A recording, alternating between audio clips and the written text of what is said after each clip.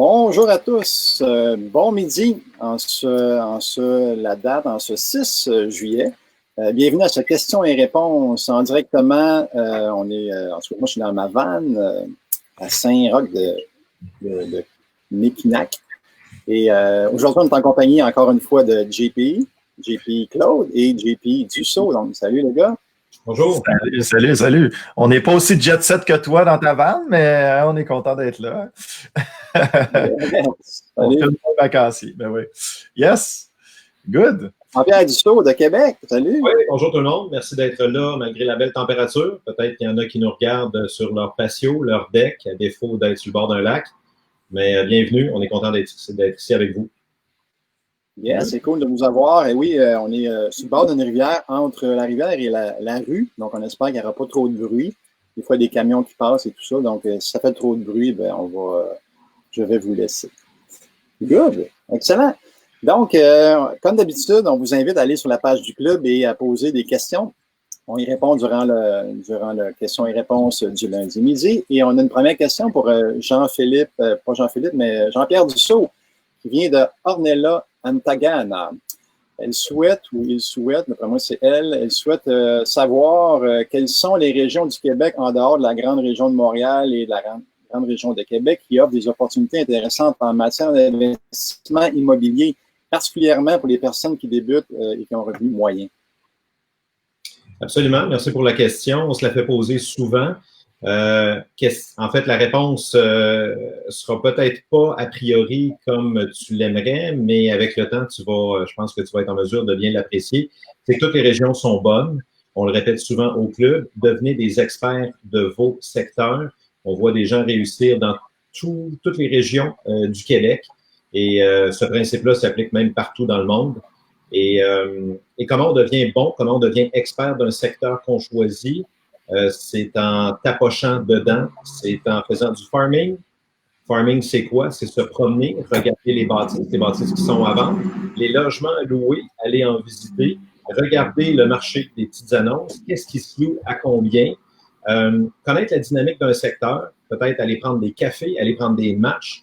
Y a-t-il des rues qui sont meilleures que d'autres? Des secteurs nord, des secteurs ouest, devenir bon. Et recommandation aussi, prendre des secteurs qui vous appellent. Soit que vous passez par là pour aller au travail, pour aller voir votre chum, votre blonde, pour aller à votre chalet. ayez rapport, ayez un lien avec le secteur où est-ce que vous allez investir. Pas nécessairement celui que vous habitez, mais comme je vous dis, peut-être dans votre parcours, dans votre trail.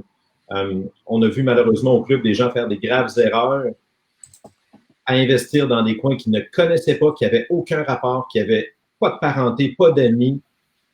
Ils n'étaient jamais allés de leur vie. Puis, ils ont pensé que c'était un bon deal, mais n'avaient aucune référence. Donc, ma réponse à ça, c'est tous les secteurs sont bons. On voit des succès à chaque semaine au club. Deviens bon ou bonne dans ton propre secteur. Excellent. Merci, Jean-Pierre. Je vois à la porte, là, je suis en train de crever la chaleur. Donc, excusez, je suis à contre-jour un peu, mais regarde. Pardon? J'ai dit c'est correct, ça sent les vacances. C'est bon, ça. Ouais. Ça sent les vacances. Yes. Donc, Steve Dion disait « Bonjour, comment rendre un immeuble rentable avec les frais de départ et un MRB de 12 à Québec? » Je pense que JPC serait bon là-dedans. Même si c'est pas de Québec, parce que c'est les mêmes principes que d'habitude. Exact, oui. Peut-être que Jean-Pierre pourra bonifier vu que c'est à Québec. Particulièrement, c'est pas une région que je connais nécessairement. Fait que Jean-Pierre, je te laisserai bonifier au besoin. Mais effectivement, généralement, comme tu l'as dit, Yvan, c'est les mêmes trucs à la grandeur du Québec là, qu'on peut appliquer. En fait, c'est comment rendre rentable un immeuble qui est vendu cher, entre guillemets, un MRB de 12. Là, je ne sais pas, Jean-Pierre, un MRB de 12, on est dans le champ à Québec? Est-ce que ça fait du sens? Est-ce que, je ne sais pas de ton côté, si un 12, ça faisait du sens à Québec? Je ne sais pas, des fois, on ne regarde pas toujours le MRB non plus. Je te laisserai bonifier après, Jean-Pierre, comme j'ai dit. Mais bref, c'est de voir un potentiel et de réaliser le potentiel d'un bâtiment. Est-ce que les loyers peuvent être augmentés? Est-ce qu'on peut rénover un peu? Est-ce qu'on peut améliorer l'apparence de l'immeuble? Est-ce qu'on peut s'attaquer également aux dépenses? Parce que là, tu parles de MRB. Steve, je ne sais pas si tu parles de petits plex, là, des 2 à 5 unités, pardon. 2 à 5 unités ou si tu parles des 6 logements et plus. J'ai avalé de travers, excusez-moi. Un 6 logements et plus qui est, en réalité, on va regarder surtout le multiplicateur de revenus net et non pas le multiplicateur de revenus brut. Donc là, on peut s'attaquer également aux dépenses. Donc, en réalité, on vient réaliser le potentiel d'un bâtiment. Donc, le bâtiment, il est là. Il n'est pas à son plein potentiel et on vient, comme j'ai dit, augmenter les revenus ou diminuer les dépenses moyennant un paquet de techniques différentes. Si jamais tu veux pousser un peu plus dans ce sens-là, Steve, on a une excellente formation au club qui est transformer des multilogements trop chers, dans ton cas à toi, en opportunité. D'ailleurs, on a un livre qui s'en vient, Yvan, on peut enfin donner la date de publication, le 8 septembre prochain. Donc, ça va être peut-être une combinaison live, en personne. On va voir selon les règles qui sont établies par le gouvernement. Mais bref, on va sortir un livre également là-dessus. Donc, c'est ça, c'est de réaliser le potentiel du bâtiment. Il peut avoir une division de terrain également. Il peut rajouter un étage, ajout de logement à l'intérieur. Donc, il y a un paquet de choses qu'on peut faire. Mais en réalité, là, si on résume ça, c'est réaliser le potentiel d'un bâtiment. Je ne sais pas si tu veux rajouter quelque chose, Jean-Pierre, vu que c'est à Québec particulièrement, ou bonifier la réponse. Ben, on est pas mal dans les ratios 11-12, le brut, mais encore là, c'est relatif. Tu as donné des excellents éléments de réponse, Jean-Philippe. C'est pas tout le temps nécessaire d'y aller sur l'aspect physique d'une bâtisse, de rajouter des étages ou des annexes. Des fois, ça peut se faire à l'intérieur de l'immeuble. Buanderie commerciale, un service d'Internet sans fil, Wi-Fi, le câble télé qui peut être fourni, vous achetez en gros. Il y a plusieurs façons. Évidemment, vous essayez de garder vos logements au top du marché, toujours. Si vous prenez des formations avec le club, on vous en donnera un petit peu plus. Entre autres, la clause G du bail, là, les gens ont peur de ça, mais écoutez, tout s'explique. Et lorsque vous annoncez un logement au prix du marché, les gens sont parfaitement libres de louer à ce prix-là. Donc, moi, j'ai pas de problème là de rafraîchir ou de rénover un logement puis qu'ils prennent une plus-value de 100, 200 $ de plus par mois, compte tenu du prix qui était depuis 15 ans, 20 ans. Et les gens sont heureux de le louer au nouveau prix. Puis, on exerce la même stratégie avec toutes nos dépenses. Jean-Philippe le disait, repasser toutes les dépenses d'opération, vos primes d'assurance, les frais de chauffage s'il y a lieu, on convertit le système de chauffage. Bref, on repasse tout. Qu'est-ce qui peut être revu, qu'est-ce qui peut être amélioré pour bonifier ces ratios. Donc, j'espère que ça répond à la question, Steve. Yes. Excellent. C'est très complet comme réponse, les boys. Jean-Guy Grenier, c'est le bon moment pour faire des flips en ces temps d'incertitude économique. Je peux me permettre, je vais répondre. Tu sais, les flips, ça va toujours être un bon moment d'en faire, mais évidemment, la façon qu'on l'enseigne au club, c'est de faire votre profit à l'achat.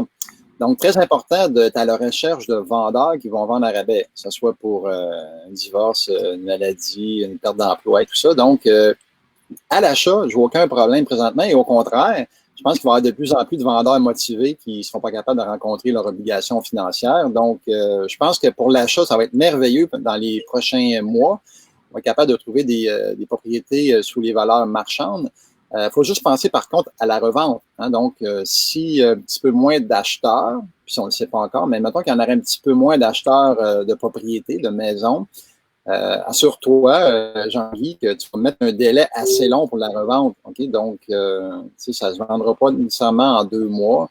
Donc, si un petit peu moins d'achat, ça peut être un petit peu plus long. Mais comme on enseigne au club, il faut toujours avoir un scénario pessimiste qui nous permet d'envisager nos profits si jamais ça dure, mettons, 1 année. Là. Si tu es pris avec la propriété plus longtemps que prévu, donc essaie là, de faire tes calculs de façon pessimiste pour la revente et pas nécessairement d'avoir le plein prix. Là. Donc, peut-être vendre un petit peu en bas du marché pour vendre plus rapidement et sauver sur les coûts de possession. Donc, en résumé, à l'achat, je pense que ça va être merveilleux dans les prochains mois. À la revente, il faut prévoir des délais un petit peu plus longs puis des prix un petit peu plus bas. D'où l'importance de faire vraiment ton profit à l'achat lors de l'acquisition. Et je ne sais pas si les boys voulaient rajouter quelque chose là-dessus. Tu es le maître des flips, Yvan. Je n'avais rien à rajouter de mon côté. Excellent. Ben, on dit toujours de devenir expert de votre secteur. Encore là, Yvan est vraiment le meilleur là-dessus et sur bien des choses. Mais les gens que j'ai accompagnés qui réussissaient leur flip, non seulement connaissaient leur secteur, mais des fois le côté des rues où est-ce qu'ils achetaient leur maison. Toujours en pensant à la revente, comme le disait Yvan tout à l'heure, il y a des côtés qui sont meilleurs que d'autres. Encore une fois, il y a des hauteurs de rue. La même rue, à différentes hauteurs, ne vaut pas la même chose. Ils deviennent très, très précis.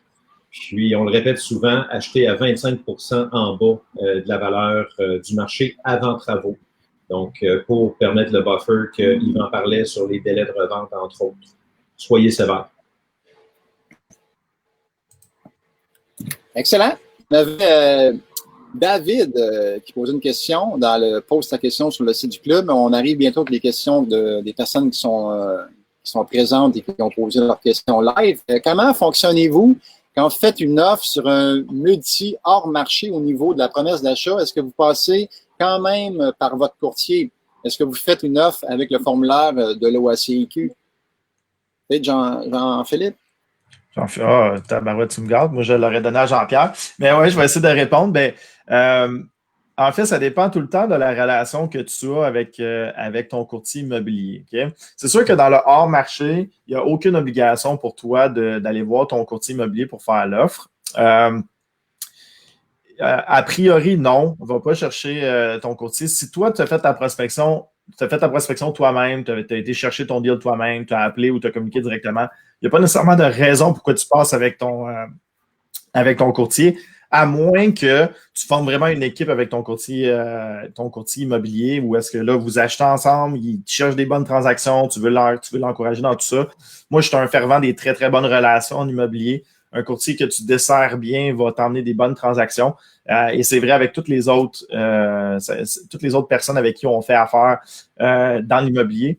Donc, a priori, non. Tu ne vas pas avec ton courtier, à moins que tu aies, comme j'ai dit, vraiment une bonne stratégie d'équipe ensemble. Puis ensuite, le formulaire hors marché, non, tu ne vas pas généralement prendre le formulaire de l'OASIC. Ils se vendent en pharmacie, si jamais tu es en pharmacie, puis dans les librairies, surtout dans les librairies, en fait pas les pharmacies. Dans les librairies, ils se vendent des formulaires de promesses d'achat papier carbone, donc tu peux utiliser ça. Sinon, il y a beaucoup de gens qui utilisent également les formulaires de Duproprio, qui sont généralement super bien adaptés aussi là, au hors-marché. Donc, si jamais vous voulez prendre ça également, c'est possible. Jean-Pierre, je ne sais pas si tu voulais bonifier sur là-dessus. Oui, bien, dans le club, lorsqu'on enseigne la prospection, donc de démarcher des immeubles en prospection pure qui ne sont pas à vendre, dans les textes qu'on suggère, c'est noter, je suis un investisseur immobilier, je ne suis pas un courtier, je vous propose de faire une transaction de gré à gré en toute simplicité, sans commission. Donc, on serait mal vu dans ces cas-là de faire rentrer un courtier alors qu'on dit qu'on est un investisseur qui démarchons des bâtisses. Mais oui, Jean-Philippe le disait, si vous voulez vous faire assister, vous pouvez, c'est pas obligé. Puis, je réfère encore au cours du club, il y a un cours uniquement sur l'art de rédiger des offres d'achat gagnantes. Et évidemment, vous allez prendre confiance en suivant ce cours-là. On vous enseigne à éviter des pièges, quoi mettre comme condition de sortie. Et voilà. Donc, libre à vous de faire rentrer un intermédiaire, mais sinon, vous pouvez parfaitement présenter une offre d'achat maison qu'on trouve, comme le disait Jean-Philippe, un peu partout. Et si vous n'êtes pas certain, équipez-vous de connaissances et suivez nos formations. Et s'il vous plaît, arrêtez de tout le temps chercher avec des courtiers. Il n'y a pas juste des courtiers dans le soleil de l'abondance, il y a d'autres façons de faire. Donc, de grâce, mettez vos rayons de soleil de l'abondance en action et ne pas vous fier uniquement aux courtiers. Joseran Valiquette, quel type de screening quand on cherche un locataire, Jean-Pierre Dussault? Simplement une enquête de crédit ou plus? Il voit que la Corpic ou autre? Oui, très bonne question, parce qu'honnêtement, votre succès et votre expérience en immobilier est lié à la qualité de vos locations. Donc, souvent, ce qu'on dit, même si vous donnez votre immeuble en gestion, essayez de garder, si vous êtes capable,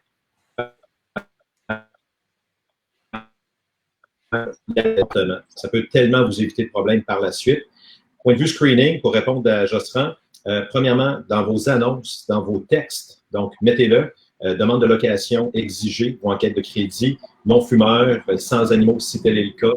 Donc, montrez que vous êtes sérieux, bonne rédaction d'annonce, pas de faute de français, bien fait. Fait que les tout croches, ils vont se tenir loin de vous. Donc, premier screening. Après ça, lorsqu'il y a un premier contact au téléphone, moi, je veux absolument parler aux gens avant de me déplacer. Donc, ceux qui disent « Non, on va tout faire », non, c'est pas vrai, je veux savoir à qui je parle. Donc, déjà, on pose nos questions lorsqu'on a la personne au téléphone. Il y a des gens au club qui ont fait des petits formulaires un petit peu d'enquête, là, verbale, si on veut. Donc, quelques questions. Qu'est-ce qui vous amène ici? Pourquoi vous cherchez présentement? Pour combien de personnes? Est-ce que vous avez vu tous les détails? Exemple, c'est semi-meublé, poêle frigo. Ah, j'ai les miens. C'est du 24 pouces dans les logements. Non, c'est déjà fourni, donc on ne s'entendra pas. On n'ira pas plus loin. Vous n'avez pas de parking, vignette sur rue. Ah non, donc ça me prend une place de stationnement privé. Ça ne fera pas. Donc, vous allez je vous dirais, vous épargnez beaucoup de déplacements inutiles. Les gens lisent malheureusement pas beaucoup, même si vous mettez les détails. En tout cas, mettez les chances de votre part quand même. Ce qu'on voit aussi, c'est des dates d'occupation. Moi, je n'ai pour mon dire qu'un appartement, ça se loue n'importe quel mois parce que la vie est imparfaite. Il y a des séparations, il y a des transferts, peu importe, à chaque mois. Donc, si c'est 1er août, ben assurez-vous que la personne cherche pour cette date-là. Ça aussi, on s'aperçoit souvent, ah non, moi, c'était pour 1er septembre. À moins d'un excellent candidat, mais est-ce que vous allez vouloir laisser un mois de vacances alors qu'il est prêt au 1er août? Donc, revalider des choses. Puis le dernier screening, en personne, sur place. Regrouper vos visites pour éviter de vous déplacer 10 fois dans la même journée. Donc, moi, je regroupe les visites, exemple, aux 10 minutes entre midi et 13 heures. Et voilà. Fait qu'après ça, avec l'expérience, honnêtement, votre marge d'erreur va diminuer. Vous allez aller de moins en moins à la régie. Vos choix vont être meilleurs. Puis dans la période qu'on a connue de COVID, honnêtement, je touche du bois, mais je n'ai pas eu de problème avec personne. Tout le monde m'a bien payé. Puis je me disais, je suis content d'avoir été sévère dans le choix de mes candidats. J'ai pas de monde qui s'essaye ou qui ne veut pas payer ou qui profite de la situation.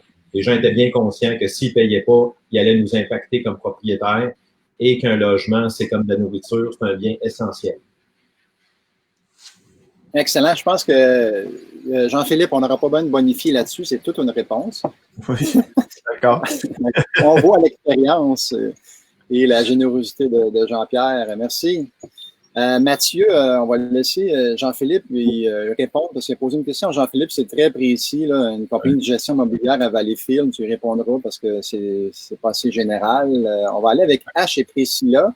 sont des habitués des questions et réponses. Donc, bonjour, Jean-Philippe, encore une fois, parlait qui aimait, dans le fond, les panneaux à louer, donc les pancartes à louer. Quelle stratégie que tu utilises quand on appelle le propriétaire? Donc, il y a un logement à louer, pour bien comprendre, pour être sûr. Là, il y a un logement à louer, il y a une pancarte et on met la main, on passe devant la propriété, on voit la pancarte à louer et on appelle le propriétaire comme quoi qu'on est investisseur. Donc, JP, Jean-Philippe. Yes. Ben, en fait, juste pour dire, moi, dans mon soleil de l'abondance, c'était pas une type de prospection que moi, j'ai nécessairement fait, du moins de façon globale, là, de façon à grande échelle. Mais je connais beaucoup de gens qui l'ont fait et que ça fonctionnait très bien. L'approche, c'est pas tellement complexe. En fait, l'approche, c'est de dire, bon, il y a un logement à louer, il y a une pancarte à louer, donc évidemment, comme tu dis, Yvan, il y a un logement disponible. On appelle, dit, bon, ben, j'appelais pas nécessairement pour le logement, mais écoute, je suis dans le secteur, j'aimerais ça acquérir des immeubles. Que diriez-vous de recevoir une offre d'achat? T'avais le mot exact, Yvan, peux-tu le dire? J'adorais. Une offre d'achat qui vous engage à rien. Voilà, une offre d'achat qui vous engage à rien, c'est exactement le bon mot que je cherchais. Donc, une offre d'achat qui vous engage à rien, donc les gens se disent, ben ouais, pourquoi pas je recevrais une offre d'achat. Et souvent, les pancartes à louer aussi, c'est des gens qui sont plus vieux jeux, vont être un petit peu moins sur Internet, donc peut-être un petit peu moins au courant des prix dans l'immobilier. Donc, vous pourriez peut-être décocher une bonne aubaine à ce niveau-là. Donc, les pancartes à louer, tout simplement, l'approche, c'est juste de dire, écoutez, on est dans le secteur, on cherche à acquérir des immeubles, j'ai vu votre pancarte à louer. Je me demandais si vous seriez intéressé à recevoir une offre d'achat qui est sans obligation, qui vous oblige à rien. Puis si jamais vous n'aimez pas le prix, vous jetez la promesse d'achat. Si vous aimez le prix, ben on commence à discuter ensemble, puis on va regarder qu'est-ce qu'on peut faire. Voilà. Je ne sais pas si j'entends que vous avez une certaine bonification ou... Ben, c'est parfait comme réponse. Peut-être un petit clin d'œil de quelqu'un qui avait suivi son coaching il y a quelques années. Ça dépend de vos secteurs et de votre personnalité, mais il était un petit peu plus coquille. Il poussait plus loin en disant, écoutez, je vois votre pancarte depuis plusieurs semaines. Vous n'êtes pas tanné, vous n'êtes pas fatigué d'annoncer votre logement puis d'essayer de le louer. Moi, je vous offre de passer à d'autres choses puis de vous libérer de ça. Je trouve ça intéressant, mais à vous de voir si ça s'applique, si c'est dans votre personnalité. Puis encore une fois, ça peut jouer dans des secteurs. Il faut y aller avec tact. Excellent, excellent. Ahmed, c'est pas une question, mais c'est plus un commentaire. Du chanceux, Yvan, moi, je ne peux pas prendre de vacances puisque le fast track qui est en train de suivre, une formation c'est 5 formations sur 3 mois, donc ça le garde très occupé et beaucoup de devoirs et d'actions à faire. Donc, il dit super formation en passant. Ceux qui sont intéressés à des formations, il y a un fast track qui va débuter au mois de septembre, si ma mémoire est fidèle, on en parle un deuxième. Ou il y a le coaching également là, de 10 mois qui va débuter en septembre. Donc, allez sur le site du club pour voir plus de détails. En passant, Jean-Philippe et Jean-Pierre, est-ce que le son est correct ou il y a trop de bruit? Est-ce que je suis? Impeccable. Ça va bien, à part je suis à contre-jour. Là. À part le fait que t'as l'air d'un fantôme, là. Je suis comme le banquier. Ouais. François Dion, question offre d'achat, point virgule, mode de paiement. Quel est le pourcentage maximum qu'il est possible d'inscrire à la case 5.1 à compte? Oh, ça, c'est trop précis, là. Jean-François, on parle de subvention du vendeur, qui est une technique qui est enseignée dans le coaching au mois 6. Ça serait difficile de répondre ici, là.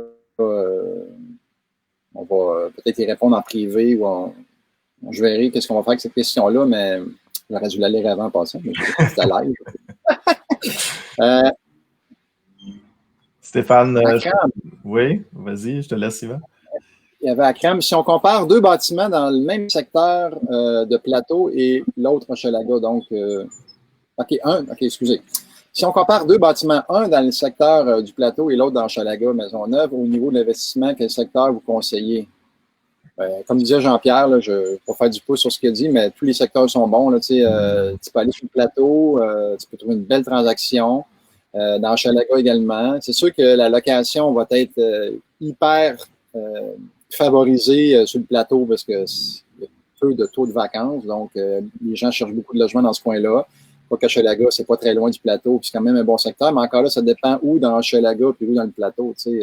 Dans Hochelaga, si on parle dans le coin de la rue Adam, pas nécessairement winner, mais il y a d'autres secteurs dans Hochelaga qui sont intéressants aussi. Donc, un petit peu plate comme réponse, mais tous les secteurs sont bons, comme disait tantôt Jean-Pierre, à moins que vous voulez bonifier quelque chose, les amis. Je peux peut-être rajouter quelque chose. Tu sais, on se fait souvent poser cette question-là, en fait. Achèteriez-vous cet immeuble-là si? Achèteriez-vous ça si? Ou la telle et telle question.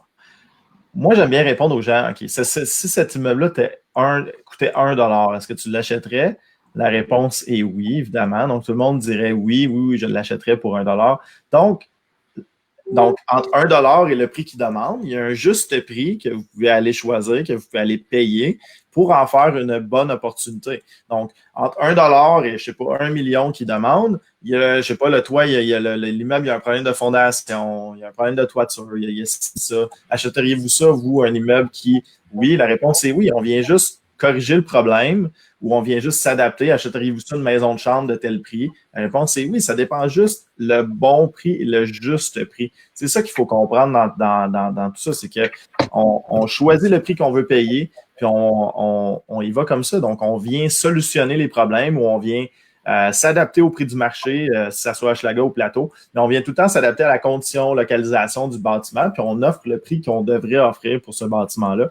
Et ensuite, ça en fait une bonne opportunité. Je ne sais pas si ça peut t'aider un peu. Là. Je sais qu'à Cram, on est vraiment général, là, mais c'est ça. Il n'y a pas de mauvaise opportunité tant qu'à moi. C'est juste une question de prix. Excellent. Voilà. Hey, merci, Jean-Philippe.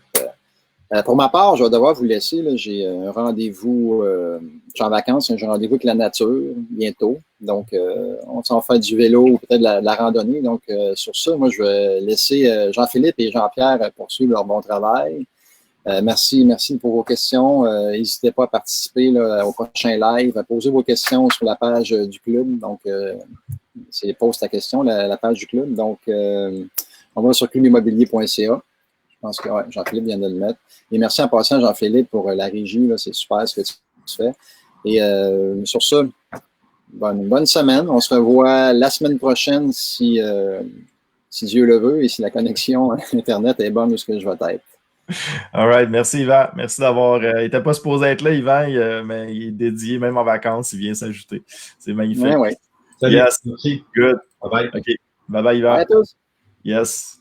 Donc, de retour, Jean-Pierre, je vais envoyer les questions et j'en avais une pour toi, en fait. Stéphane Campo, chalet locatif, je pense que tu es peut-être un petit peu mieux placé que moi dans le chalet locatif. Donc, que pensez-vous du chalet locatif en cette période? Est-ce un bon temps pour acheter des chalets ou des terrains ou construire des chalets?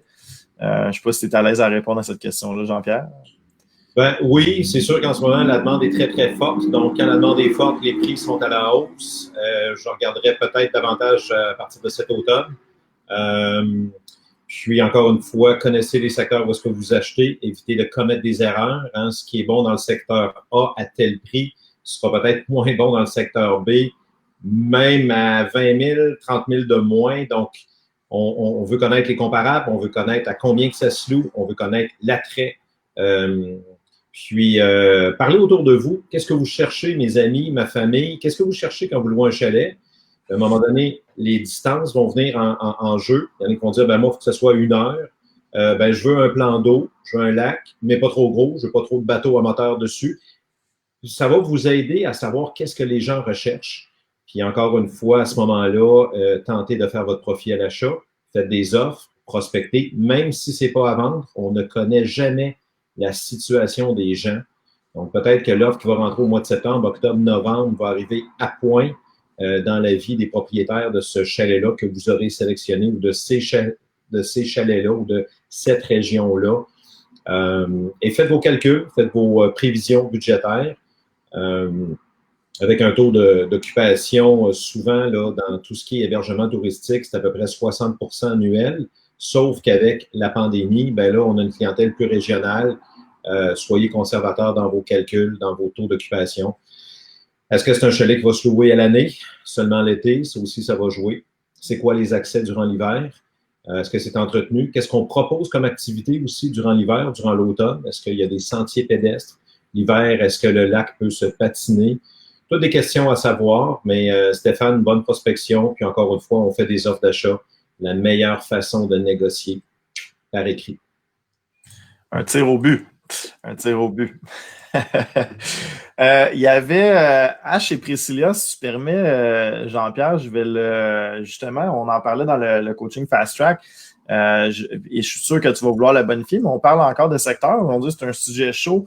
C'est un sujet chaud dans le live du midi. Mais on dit, vous parlez de focaliser sur un secteur, n'est-ce pas plus limité pour trouver des opportunités ou si on vise un immeuble par année. Moi, je vais vous parler d'une expérience personnelle que j'ai eue quand j'ai commencé à investir en immobilier. Moi, j'ai pris la map centriste, là, puis qu'est-ce que j'ai fait? J'ai donné un coup de souris, là, j'ai donné sur le déroulement, puis là, j'ai pris la province du Québec au complet, puis là, je regardais pour acheter différents immeubles. J'avais même regardé à Sept-Îles pour acheter des immeubles, puis mettre des billets d'avion dans mes dépenses. Bref, et qu'est-ce qui est arrivé? Je pensais faire plus et finalement, j'ai fait moins.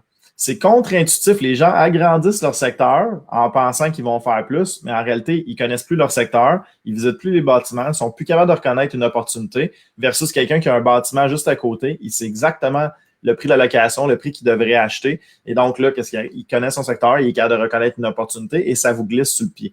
Et il y a un cercle vicieux, pour l'avoir vu à quelques reprises avec des étudiants du coaching, il y a un cercle vicieux qui se crée où est-ce que les gens regardent leur secteur, que je recommande qu'il soit petit, très petit si vous êtes capable. Un des meilleurs exemples qu'on peut citer, Joël Martel et Lucie, sa conjointe, qui ont acheté, ils sont rendus peut-être à 200 logements, 150 ou 200 logements, j'ai perdu le compte, mais dans 3 kilomètres de rayon à Saint-Jérôme, donc ils se sont concentrés, ils savent reconnaître une opportunité. Donc, le cercle vicieux, pour y revenir, c'est les gens vont regarder un secteur, c'est un petit secteur, et là, ils vont voir, je sais pas, une vingtaine de propriétés à vendre, ils vont en analyser quelques-unes, là, ils vont dire, il n'y a pas vraiment de deal dans mon secteur. Et là, qu'est-ce qui arrive? Ils grossissent leur secteur pour aller chercher d'autres opportunités plus gros. Et là, ils grossissent, et c'est exactement la spirale qu'il faut pas faire, parce que là, on commence à plus connaître son secteur de moins en moins, et on trouve pas d'opportunité. Donc, au lieu de faire ça, au lieu de faire d'agrandir, pourquoi pas changer ses méthodes de prospection? Comme disait Jean-Pierre, il y en a beaucoup qui sont enseignés dans le club. Il y a IMO 101 dans lequel on enseigne une trentaine de méthodes de prospection. On change les méthodes de prospection, puis on va un petit peu hors marché. On peut continuer la prospection en ligne aussi en regardant des successions, en regardant des gens qui ont des problèmes de paiement, mais on regarde dans notre secteur et on devient un expert de notre secteur. Et oui, ça peut paraître contre-intuitif. On peut penser qu'on manque des opportunités, mais je vous garantis que c'est le contraire, que quand on agrandit le secteur, surtout dans nos débuts, qu'est-ce qui va arriver? On va figer et on ne sera pas capable de rien faire à ce niveau-là. Je suis sûr que Jean-Pierre, tu as des petites bonifications parce que c'est un sujet quand même qu'on discute souvent avec les gens. Oui, ben, très bonne réponse. Il y a une phrase que ma mère disait que j'adore. Mieux vaut être roi dans un petit pays que valet dans un grand. Et ça s'applique en immobilier, je trouve. Jean-Philippe, c'était très complet comme réponse. Autre chose que ça vous aide quand vous connaissez vos secteurs, c'est les années de construction et les problèmes, des fois, de certaines villes sur lesquelles on peut négocier. Donc, ça nous aide beaucoup. À part ça, soyez ouverts à différents immeubles. Parce qu'il y en a qui disent, ça me prend moi un 8, ça me prend un 6, ça me prend un 12. Mais s'il n'y en a pas dans votre secteur, OK, oui, vous pouvez peut-être connaître la ville voisine et devenir bon, mais soyez ouverts peut-être à des chambres étudiantes, des fois des stationnements. On en a vu en immobilier investir là-dedans, c'est devenu très payant. Ça peut être des condos achetés en bas du marché. Donc, se monter peut-être un petit parc avec tous des condos achetés en bas du marché que vous allez louer, peut-être meubler si vous le souhaitez. Fait que c'est pas un concours de portes, c'est combien les portes vous rapportent. Donc, on est ouvert à ce qui est dans notre secteur, même si c'est pas la grosse affaire, pensez en termes de rentabilité. J'aime ça. Effectivement, c'est pas un concours de portes. J'adore ça, Jean-Pierre. Il y avait Jeanne. Jeanne, je vais essayer de répondre à ta question. C'est un peu difficile de répondre à ça, là, mais par respect que tu l'as posé, on va essayer. Acheter sa maison d'une familiale et ensuite investir dans un sixplex après, c'est une bonne stratégie. Tu sais, Jeanne, en fait, dans le sixplex, tu n'as plus vraiment le propriétaire occupant. Le seul bémol que j'ajouterais à la question, puis Jean-Pierre, tu essaieras de répondre du mieux que tu peux également à la question. Et moi, personnellement, pour commencer en immobilier, moi, j'ai commencé comme propriétaire occupant d'un petit plex. Et j'ai adoré mon expérience. Je trouve que ça a été magnifique parce que ça a été une école où est-ce que j'ai géré 2 locataires au départ. J'avais un triplex. Après ça, je l'ai transformé en quadruplex. J'ai appris à faire un peu de rénovation. Je me suis abonné à la Corpic. J'ai eu quelques conflits avec les locataires. Heureusement, je parle en régie, mais à la régie. Mais bref, on apprend ça, puis c'est une super belle école. Donc, si jamais, Jeanne, si tu voudrais être propriétaire occupant, ça serait quelque chose d'intéressant. Sinon, tu peux aussi avoir l'intention d'aller être propriétaire occupant aussi un petit peu plus tard dans le Plex. Moi, je trouve que c'est une belle stratégie. Mais sinon, est-ce que tu as la liquidité pour acheter la maison ici Plex? Ouais, tu sais, il n'y a pas vraiment de bémol là-dessus. Je ne sais pas si Jean-Pierre, tu voulais ajouter quelque chose là-dessus. Là. Je sais que la question était vraiment vague, mais... Oui, on se l'a fait poser souvent, Jeanne. Je pense que ça peut servir à beaucoup de monde. En fait, il y a une notion de sacrifice en immobilier. Je comprends qu'on veut tout avoir tout de suite, mais si on fait les bons choix dans le bon ordre, on va avoir encore plus tard. Et considérer chaque dollar comme des soldats. Donc, si on brûle nos soldats dans une maison unifamiliale qui ne génère absolument rien, on est malheureusement coincé pour un bon bout de temps versus apprendre à faire des sacrifices, des compromis pour les premières années, des fois habiter le logement ou même, et là je vais vous surprendre, rester locataire et acheter un immeuble rentable. Il y en a qui payent des très bons loyers, ils ont plein de services. J'ai plusieurs exemples en tête. Un gros investisseur dans la région de Québec qui est locataire, il dit pourquoi j'achèterais et dans des condos luxueux, mais à ce prix-là, ça me coûterait beaucoup plus cher d'être propriétaire. J'aime mieux investir mon argent en immobilier sur ce qui me rapporte, sur ce qui génère des flux monétaires, du cash flow. Donc, mais je sais qu'on veut avoir, mais comme je vous dis, la notion de retarder ses récompenses, sa gratification, c'est très payant en immobilier. J'adore ça. Et je pense que c'est notre ami Yvan qui a dit on reconnaît le magicien de l'immobilier en Jean-Pierre avec ses rois et ses valets. Oui, ma deuxième Jean-Pierre, pour ceux qui ne savent pas, magicien professionnel. On a eu le droit à tout un spectacle à la Semaine des millionnaires. D'ailleurs, très, très impressionnant. Il y avait Thibaut qui disait est-ce qu'il y a des banques qui acceptent de financer des 5 ou 6 logements à hauteur de 80% au lieu de 75%? Jean-Pierre, est-ce que tu as des idées pour lui?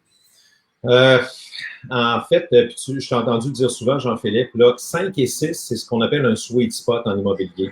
On est vraiment là, dans ces gris. Certaines banques vont le financer au commercial, d'autres vont le financer au résidentiel. Donc, oui, si vous passez à travers un courtier hypothécaire, il peut être capable de vous aider si vous voulez le passer à 80% de financement, donc 20% de mise de fonds, ce qui est comme du 4 logements et moins quand on achète investisseur. Donc, oui, ça peut être possible, tu vois, de le faire si c'est avantageux. Dans certains cas, c'est plus avantageux de le faire comme ça.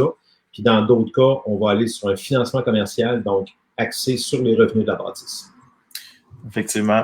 Tu vois, Desjardins, même dernièrement, mais moi, je l'ai appris, Desjardins pouvait aller jusqu'à 8 logements dans le résidentiel. Donc, il y en a qui allaient jusqu'à justement 80% de financement. Donc, Desjardins assez flexible parce que c'est pas une banque, donc pas régi évidemment selon les mêmes lois, donc un petit peu plus flexible.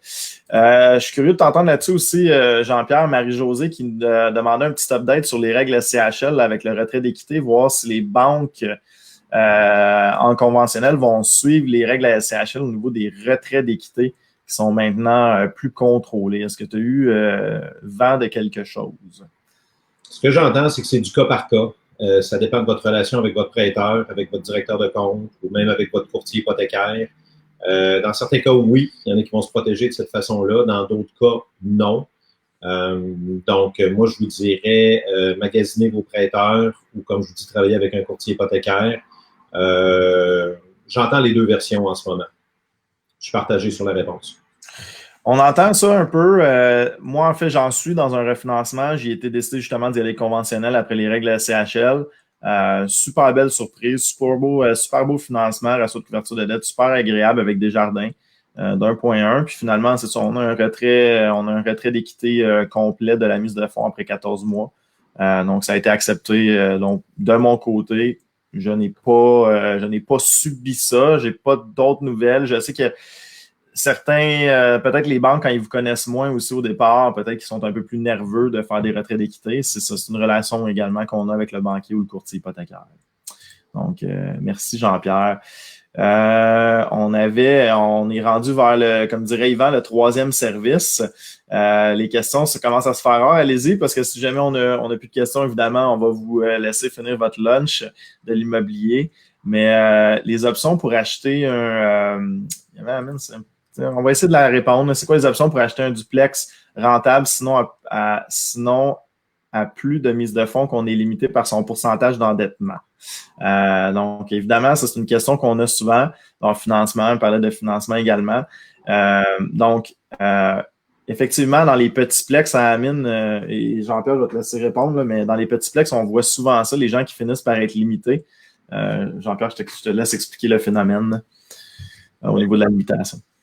Premièrement, c'est ça. Tout ce qui est, quand on parle là, de plex, donc des 4 logements et moins, c'est la catégorie d'immeubles qui a le plus augmenté dans les 10 dernières années. Dans certains cas, ça a triplé. Pourquoi? Il y a beaucoup d'appétit dans le marché pour ces petites bâtisses-là. Et on peut acheter avec 5 ou 10 de mise de fonds comme propriétaire occupant, ce qui fait que les prix ont explosé. Et les propriétaires le savent, les courtiers le savent aussi, donc ça ne s'achète pratiquement plus sur la rentabilité. C'est pour ça que dans ces cas-ci, on veut prospecter directement parce que quand ça sort sur le marché, que ce soit sur Centris, donc avec des courtiers, ou même que ce soit sur Kijiji, les packs, dès qu'on sort en vente active, souvent, c'est qu'il y a eu un processus de la part du vendeur. Il est allé chercher des avis d'évaluateurs agréés, il a regardé des comparables, il a peut-être fait venir des courtiers. Il est souvent trop tard.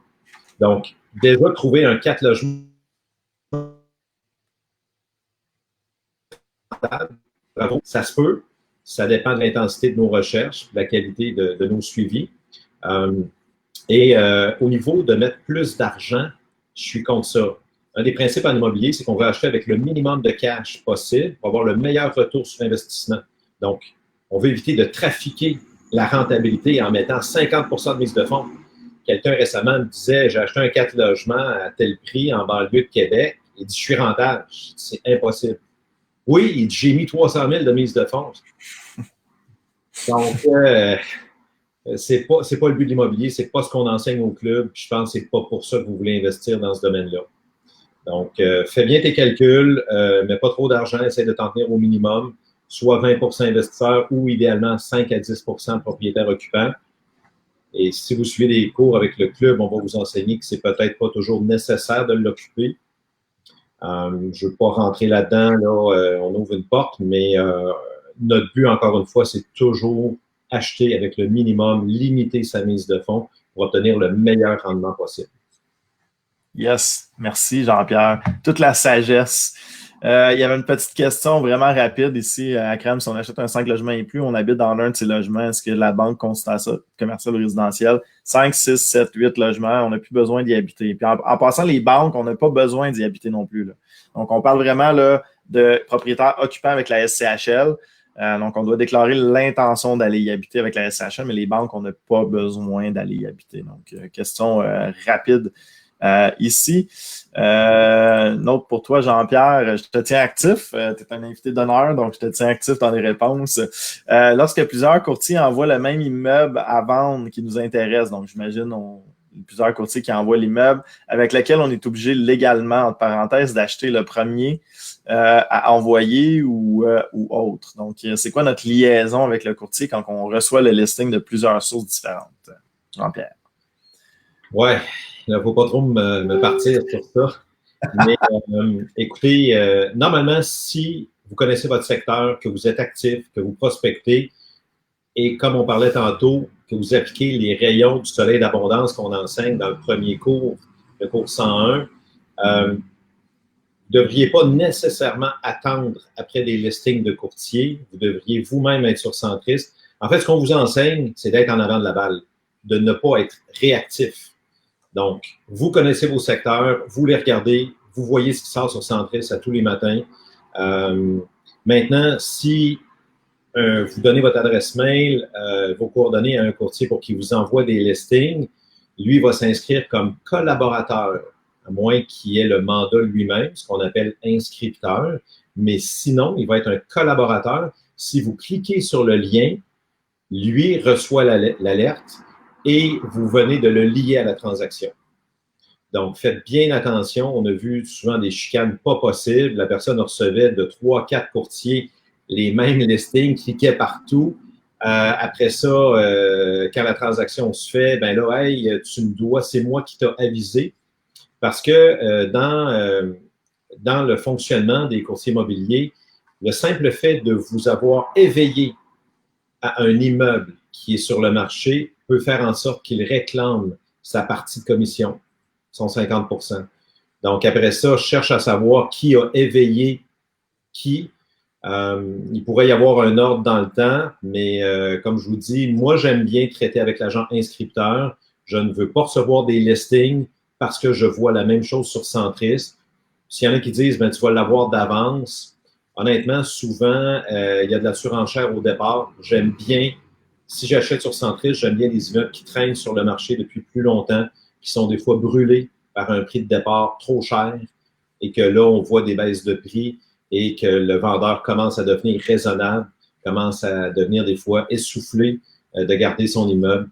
Donc, on fait attention. C'est correct de recevoir des listings, mais sachez que si vous cliquez dessus, vous venez de vous lier avec le courtier qui vous a envoyé l'alerte. Très intéressant, Jean-Pierre, je ne le savais pas. Tu vois, on apprend toujours. Je ne savais pas qu'avec le clic de liaison, je savais qu'il y avait au moment de la visite des lieux, mais je ne savais pas au niveau du clic. Merci. Très intéressant. Petite question vraiment rapide, là. H et Priscilla, ils disaient, on parlait d'acheter 25% sur la valeur marchande dans les 6 et plus, n'est-ce pas, un peu très dur en ce moment dans le Grand Montréal. On parlait de flip ici, là. C'est important d'expliquer, là. On parlait de flip 25% sur la valeur marchande parce qu'avec tous les coûts engendrés à la revente.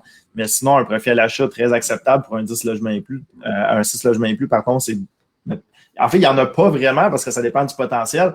Mais tu sais, si je vous donne un ordre d'idée, là, on liche le pouce, puis on est comme ça. Là, 10% en bas de la valeur marchande là, en ce moment, c'est possible et c'est agréable à avoir.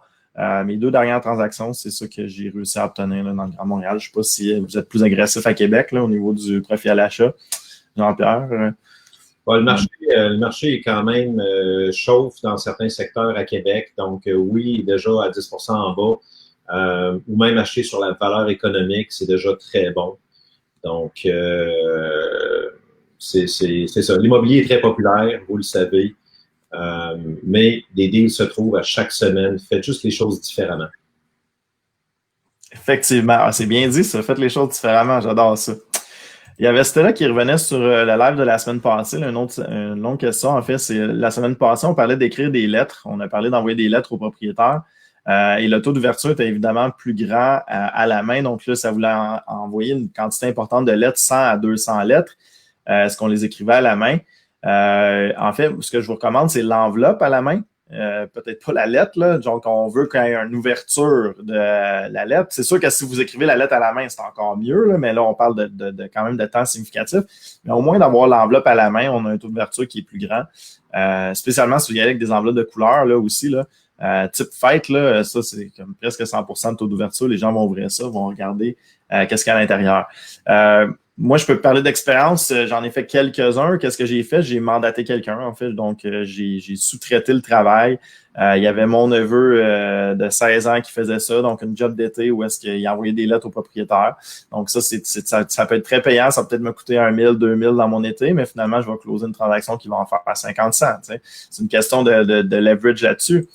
Donc, j'ai fait, j'étais l'écriture à la main, puis on mettait l'enveloppe à l'intérieur, puis on avait un bon taux de retour. Je ne sais pas si toi, personnellement, Jean-Pierre, tu avais envoyé des lettres ou tu avais des stratégies à partager. Oui, ben j'en reçois aussi à l'occasion. Il y a des applications qui donnent l'impression d'une écriture à la main sur une lettre. Ça rend ça sympathique. Surtout si vous regardez pour du 4 et moins, on s'adresse souvent à des plus petits propriétaires. Donc, il y a un côté un petit peu amical qui peut être agréable. Mais comme dit Jean-Philippe, c'est les enveloppes qui sont à la main. C'est sûr que la lettre, là, si vous voulez trouver cette application-là ou un caractère qui fait un petit peu plus friendly, faites-le. Et stylo bleu, c'est plus amical aussi sur l'enveloppe. On dit souvent que c'est très rare qu'on se fait écrire quelque chose à la main, quelqu'un a pris la peine. Donc, on est assuré que la personne va ouvrir l'enveloppe, va trouver notre lettre. Dans des cas de prospection de 5 et plus, vous pouvez la jouer peut-être un petit peu plus gros. Il y en a qui peuvent mettre un nom ou un petit logo ou moi et mes partenaires. Donc, on montre qu'on a la capacité d'acheter et souvent, on s'adresse à des plus gros propriétaires. Donc, des fois, l'approche, vous pouvez écrire quand même à la main, mais la lettre va peut-être être un petit peu plus corporative, va être un petit peu plus structurée. On veut montrer qu'on a une capacité d'acheter. Donc, voilà. Mais excellente technique. Encore même en 2020, les gens reçoivent du courriel à la poste, à la porte et sont très heureux souvent. L'enveloppe de fête, j'adore ça. Oui, ben, et puis n'hésitez pas à faire des tests. Tu sais, envoyez 25 enveloppes d'un type, 25 enveloppes d'un autre, puis vous allez voir, peut-être qu'il y en a un qui va donner un meilleur taux de réponse. Moi, j'avais fait des tests, par exemple, j'avais fait un peu on appelle ça du A/B testing, là, donc du test A/B. J'en avais envoyé dans lequel il y avait un prix. Donc, j'avais fait une offre d'achat à même l'offre. Une offre d'achat entre guillemets, là. Mais tu sais, disant, bon, ben, on est prêt à vous offrir ce prix-là, basé sur la visite de l'immeuble puis la rédaction d'une offre d'achat. Mais j'avais fait les deux. J'avais fait offre d'achat et j'avais fait pas d'offre d'achat. Puis on regardait un peu c'était quoi les feedbacks, les retours. Donc, très intéressant de tester ça, ce petit système-là. Donc, belle méthode de prospection, en effet. Il y avait Akram qui posait une question, comment peut-on contacter Jean-Pierre? C'est simple. Je pense que tu peux peut-être le dire, Jean-Pierre, via le club, là. Comment te contacter? Toutes les coordonnées sont sur le club d'investisseurs. Si vous suivez les coachings, vous avez droit à 30 minutes d'appel par mois via l'application Go Rendez-vous. Donc, ceux qui nous écoutent, qui sont inscrits au coaching, gênez-vous pas. On est tous disponibles pour vous. Sinon, les accompagnements privés qui sont aussi possibles, vous avez tous les détails sur le site web du club avec la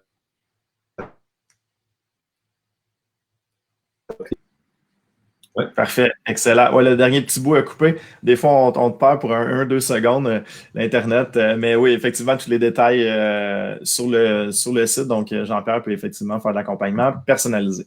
On va s'en aller probablement pour la dernière question. Mon Dieu, tu vois qui était très actif. Merci de nous avoir nourris en question.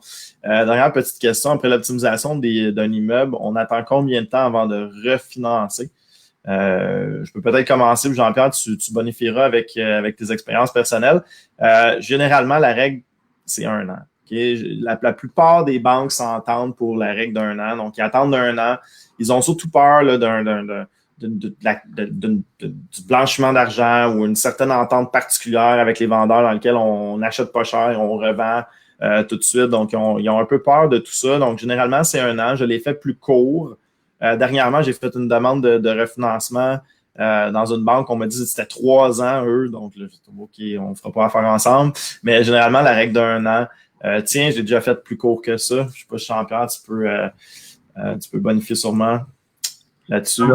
Oui, il y en a, on en entend au club, puis s'ils sont à l'écoute, ils vont se reconnaître, mais il y en a des fois, ils vont même y aller en 2 refinancements, un premier, des fois en 3 mois.